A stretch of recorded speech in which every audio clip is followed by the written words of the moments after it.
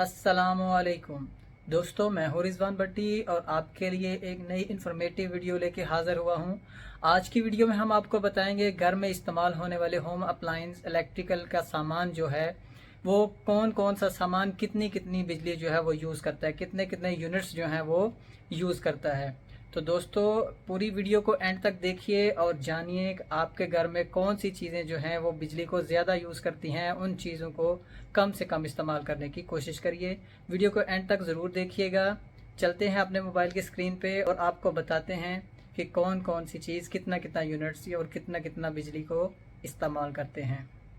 तो आज की इस इंफॉर्मेटिव वीडियो में मैं आपको बताऊंगा कि जो हमारे घरों में इलेक्ट्रिकल अप्लायंसेस होती हैं, जैसे कि इस्त्री, टीवी, वॉशिंग मशीन, पंखा, fridge, air conditioner, microwave, oven वगैरह, ये जब चलती हैं एक दिन में 5 घंटे, 10 घंटे या फिर पूरा महीना, तो कितने कितने बिजली के यूनिट कंज्यूम करती हैं, कितने यूनिट बिजली इस्तेमाल करती हैं। दोस्तों, अगर आप रात के वक्त अपने घर से बाहर गली में निकले तो आपने देखा होगा कि घरों के बाहर जो एनर्जी मीटर लगे होते हैं वो दो तरह के होते हैं। एक होते हैं जो डिस्क टाइप एनर्जी मीटर होते हैं, जिनके अंदर एक डिस्क घूम रही होती है, और एक होते हैं जो कि डिजिटल एनर्जी मीटर होते हैं, जिनके अंदर आपने देखा होगा कि एक रेड कलर की छोटी सी लाइट जो है वो बार बार ब्लिंक कर रही होती है। तो जितना घर के अंदर लोड ज्यादा कनेक्टेड होता है, ज्यादा चीजें ऑन होती हैं, उतनी वो लाइट तेजी से जो है वो ब्लिंक करती है, ऑन ऑफ होती है। और जितना किसी ने कम चीजें ऑन की होती हैं, उतना वो आहिस्ता जो है वो ब्लिंक करती है। तो दोस्तों, ये जो रेड लाइट है, ये जब 3200 बार यानी कि 3200 टाइम्स ब्लिंक करती है, ऑन ऑफ होती है, तो फिर जाके बिजली का एक यूनिट कंप्लीट होता है। कुछ डिजिटल एनर्जी मीटर में ये 1000 भी होती है इसकी वैल्यू, लेकिन ज्यादातर मीटर्स में 3200 दफा ब्लिंक करने पर एक यूनिट कंप्लीट होता है। और ये जो चीज है, ये हर एनर्जी मीटर के ऊपर इस स्लाइड के नीचे ये ऊपर लिखी भी होती है। और इसी तरह जो डिस्क वाले एनालॉग एनर्जी मीटर होते हैं, उनके अंदर जो डिस्क है वो 600 दफा घूमती है, 600 चक्कर कंप्लीट करती है, तो फिर जाके एक यूनिट बिजली का पूरा होता है। तो चलिए दोस्तों, अब मैं आपको बारी बारी इन सारी चीजों के जो है वो यूनिट्स कैलकुलेट करके बताता हूँ कि ये चीजें कितने कितने यूनिट बिजली इस्तेमाल करती हैं। बस 1 मिनट रुकते हैं, वीडियो को आगे मत कीजिएगा, पहले यूनिट का फार्मूला सुनते जाएं कि इन सारी चीजों के जो हम यूनिट निकालेंगे, एक यूनिट का फार्मूला क्या होता है। तो दोस्तों, जो इलेक्ट्रिकल के अंदर यूनिट होता है उसका फार्मूला होता है किलो वाट आवर। एच से बनता है आवर्स यानी कि घंटे, यानी कि वो चीज कितनी देर चलती है।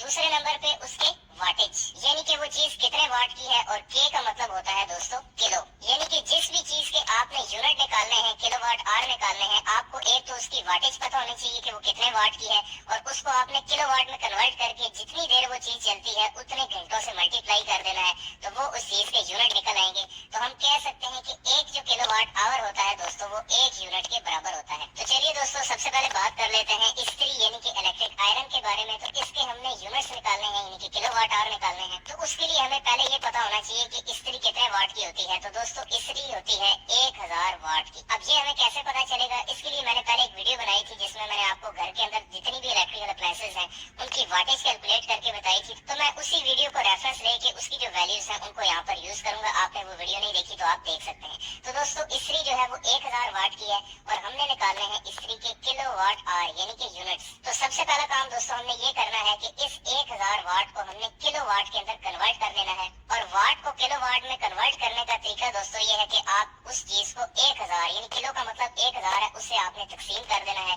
तो 1000 से जब तकसीम होगा तो ये आएगा 1 किलोवाट, यानी कि इस्त्री की जो पावर है वो 1 किलोवाट है। तो अब ये 1 किलोवाट की इस्त्री आप दोस्तों फर्ज कर लें कि दिन में कितने घंटे चलती है। अब आवर का मतलब ये होता है दोस्तों घंटे, हम एक दिन का जो है वो पहले हिसाब लगा रहे हैं। तो मैं कहता हूँ कि इस्त्री अगर 0.5 आवर यानी कि सिर्फ आधा घंटा चलती है, तो फिर ये यूनिट कंज्यूम करेगी दोस्तों, यानी कि 0.5 किलोवाट आवर। इसका मतलब है कि अगर 1000 वाट की इस्त्री आधा घंटा चले तो सिर्फ आधा यूनिट जो है वो कंज्यूम करेगी। और इसी तरह से अगर 1 घंटा चलती है तो फिर 1 यूनिट कंज्यूम करेगी। तो अब अगर दोस्तों हमने इस्त्री के पूरे महीने के यूनिट्स निकालने हो तो उसका तरीका ये है कि आपको ये पता होना चाहिए कि इस्त्री, अब जाहिर सी बात है कि पूरा महीना तो रोज आधे घंटे के लिए ऑन नहीं करते लोग, तो जब आधा घंटा चलती है तो 0.5 यूनिट लेती है।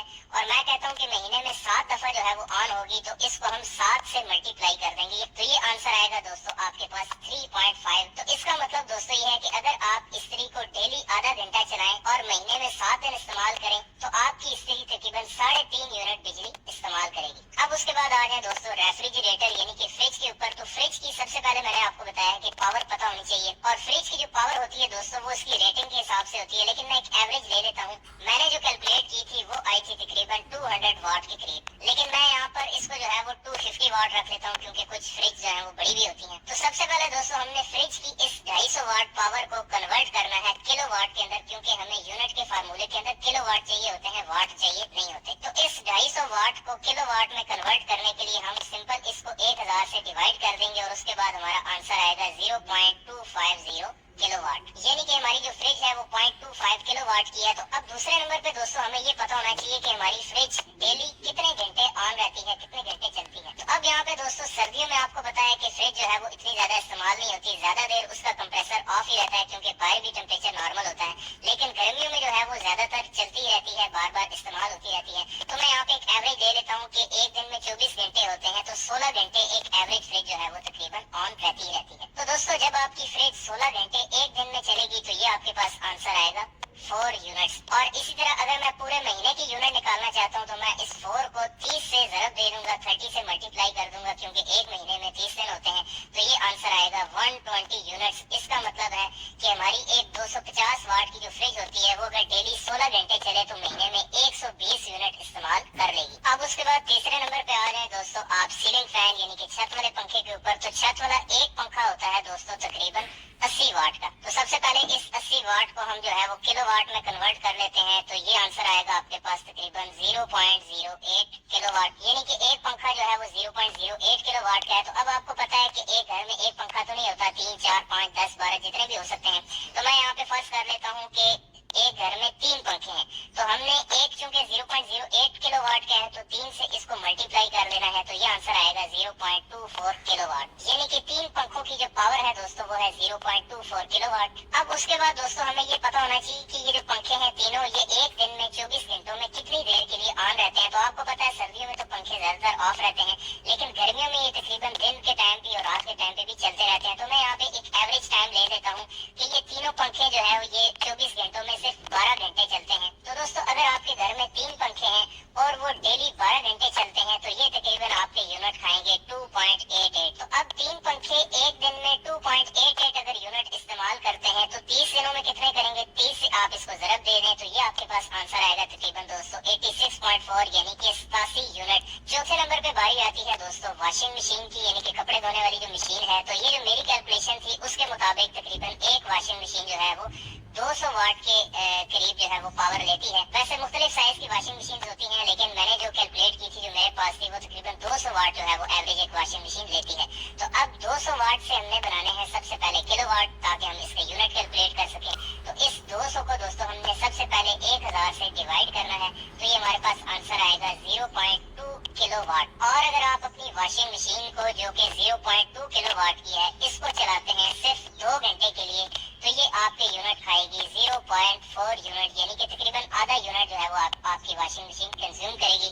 और इसी तरह से अब आपको पता है कि डेली तो कोई 2 घंटे के लिए वॉशिंग मशीन को नहीं चलाता। तो मैं यहाँ पे एक एवरेज निकाल लेता हूँ कि एक महीने में अगर आप 5 दिन के लिए जो है वो वॉशिंग मशीन चलाते हैं तो जब 2 घंटों के लिए चलती है तो 0.4 यूनिट लेती है एक दिन में, और अगर ये 5 दिन चलेगी तो ये तकरीबन लेगी 2 यूनिट। उसके बाद बात करते हैं दोस्तों एयर कंडीशनर की यानी कि एसी की। तो एसी के बारे में अगर मैं आपको बताऊं तो इसकी जो रेटिंग है वो डिपेंड करती है इसकी रेटिंग और साइज के ऊपर। जैसे 1 टन का जो एसी होता है वो होता है तकरीबन 1200 से लेकर 1600 वाट के दरमियान में, और जो 1.5 टन का एसी होता है दोस्तों वो होता है तकरीबन 1800 वाट से लेकर 2500 वाट के दरमियान में। तो मैं यहाँ पर एक एवरेज वैल्यू रख लेता हूँ, जैसे मिसाल के तौर पर मैं रख लेता हूँ 2200 वाट, यानी कि 1.5 टन का एसी है जो कि 2200 वाट का है। तो सबसे पहले हमने इसके किलोवाट निकालने हैं, क्योंकि आपको पता है कि यूनिट का फार्मूला जो होता है वो किलोवाट आर होता है।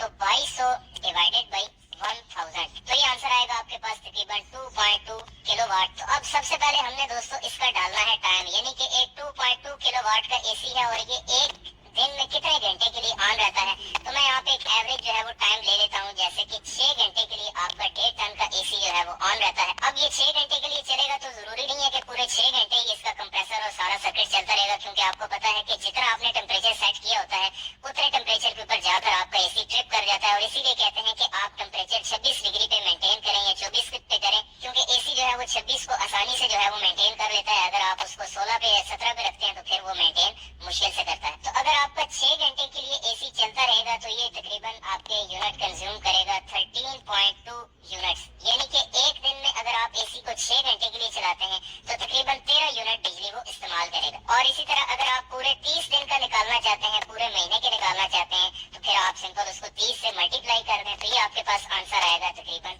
396 यूनिट, यानी कि 400 यूनिट आपका एसी जो है वो सिर्फ एक महीने में इस्तेमाल कर लेगा। और इसी हिसाब से अगर आपके पास एक एसी है तो उसके इतने हैं, अगर आपके पास 2 है तो आप इस सारी रीडिंग को 2 से ज़रब दे दें, 3 है तो 3 से मल्टीप्लाई कर दें। तो इसका सादा साल ये है कि आप कोशिश करें कि इन्वर्टर एसी जो है वो, जो इन्वर्टर टेक्नोलॉजी है उसके ऊपर आप मूव कर जाएं, उसमें जो आपकी कंजम्पशन है वो इससे कम हो जाएगी। नेक्स्ट है दोस्तों वाटर मोटर, यानी कि पानी वाली जो मोटर है। तो मैंने एक मिसाइल मोटर की पावर कैलकुलेट की थी, वो आप मेरी वीडियो में देख सकते हैं। तो उसके मुताबिक जो मेरी मिसाइल मोटर थी वो थी तकरीबन 1300 वाट जो है वो पावर उस वक्त ले रही थी।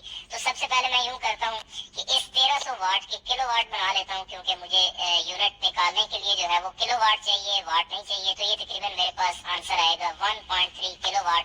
तो ये मेरी जो मोटर है 1.3 किलोवाट की, ये मैं चलाता हूँ। फर्ज कर लें कोई भी आप इसमें नंबर डाल सकते हैं।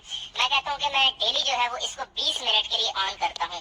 तो अब मुझे घंटे चाहिए, क्योंकि आपको पता है कि किलोवाट आवर में आवर डालना होता है, मिनट नहीं डालने होते। तो ये जो 20 मिनट है इसको घंटों में कन्वर्ट करने के लिए आप इसको सिंपल 60 से 60 से डिवाइड कर दें। और अगर आप इसको सॉल्व करें तो ये आएगा तकरीबन 1.3 और डिवाइडेड बाई नीचे ये 3 आ गया। तो ये टोटल आंसर आता है आपके पास 0.43 यूनिट्स। और इसी तरह से अगर आप अपनी मोटर को डेली 20 मिनट के लिए चलाते हैं 30 दिन तक, यानी कि एक महीने के लिए, तो एक महीने में ये तकरीबन आपके 13 यूनिट जो है वो बिजली इस्तेमाल कर लेगी। सबसे आखिर में बात करते हैं दोस्तों माइक्रोवेव ओवन की। तो बिल्कुल दोस्तों, माइक्रोवेव ओवन की जो पावर है वो भी डिपेंड करती है इसके मॉडल के ऊपर और इसके साइज के और रेटिंग के ऊपर। तो इनकी जो रेटिंग होती है वो तकरीबन 850 वाट से लेकर 1800 वाट के बीच में होती है। तो मैं यहाँ पे तकरीबन 1200 वाट रख लेता हूँ माइक्रोवेव ओवन की पावर, बल्कि छोड़े 1500 रख लेते हैं, एक बड़ा माइक्रोवेव कर लेते हैं। तो 1500 वाट का एक माइक्रोवेव ओवन है। अगर आप अपने माइक्रोवेव ओवन की पावर चेक करना चाहते हैं तो सबसे आसान तरीका ये है कि आप उसकी बैक साइड पे देखिए स्टिकर लगा होगा रेटिंग का, उसके ऊपर लिखी होगी उसकी पावर। तो वो वैल्यू आप यहाँ पर इस फार्मूले में पुट कर दें जो मैं यहाँ पर लगाने लगा हूँ।